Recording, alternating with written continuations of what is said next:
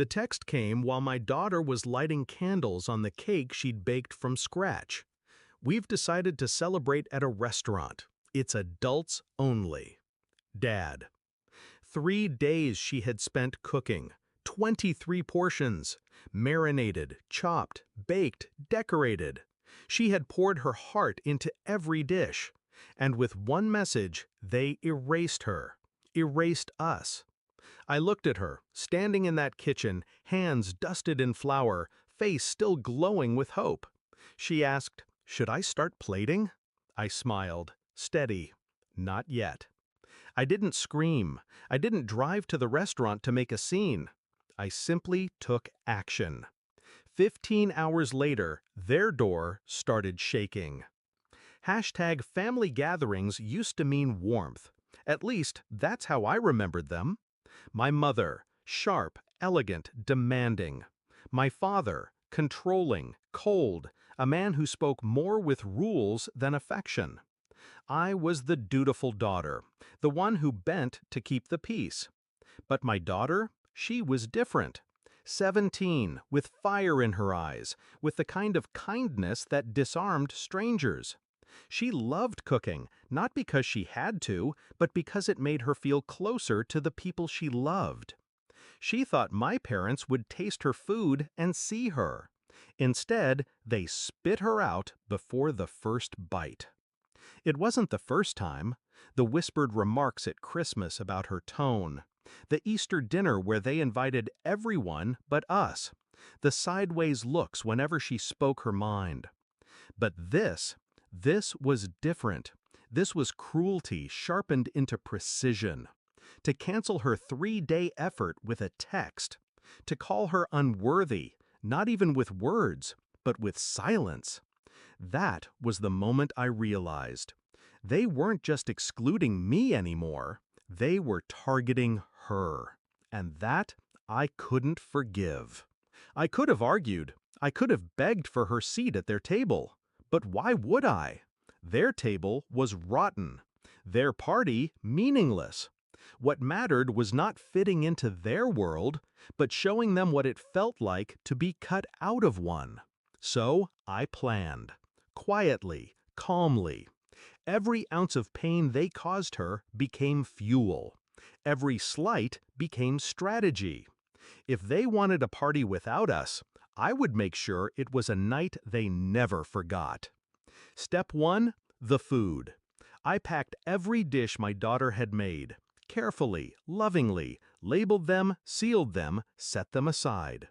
Step 2, the invites.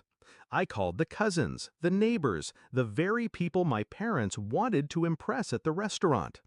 I didn't beg them to skip. I gave them an alternative. There's food already waiting, homemade, enough for everyone.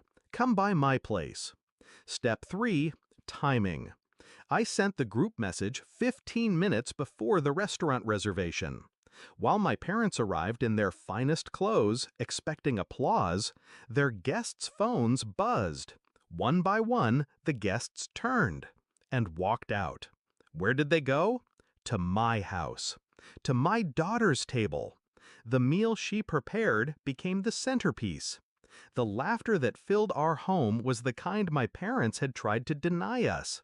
And while the restaurant sat half empty, my daughter, my 17-year-old girl, was surrounded by people who actually saw her. But I wasn't done, because while my mother stewed in embarrassment and my father clenched his fists in humiliation, I knew their pride wasn't the only weak point. The real strike was financial. The restaurant required a deposit, a hefty one, non-refundable, charged to Dad's card. So when the staff brought out trays of food for empty chairs, the humiliation doubled with every dollar wasted. And then came the calls. First from my sister, then from Dad. Angry, demanding. I let them ring. Until I didn't. When I finally picked up, Dad's voice was trembling with rage. "What the hell did you do?" I kept my voice calm. I gave her the birthday party she deserved, the one you stole. He spat curses. I didn't flinch. You wanted an adults-only night? I said quietly. Now you've got one. Alone. And I hung up. 15 hours later, their door shook. Not from joy, not from family, but from debt collectors and angry vendors demanding payment. The humiliation spread faster than wildfire. The story of the failed birthday dinner became gossip at the country club, whispers at church.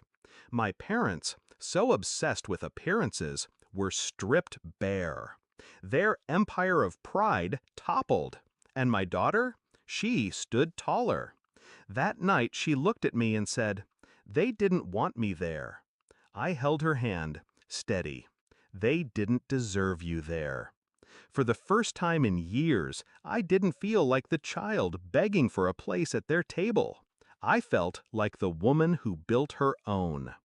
They had erased her effort with a text. I erased their illusion with silence. And as I watched her smile, surrounded by the family we chose, one truth cut sharp and clean. They tried to make her invisible.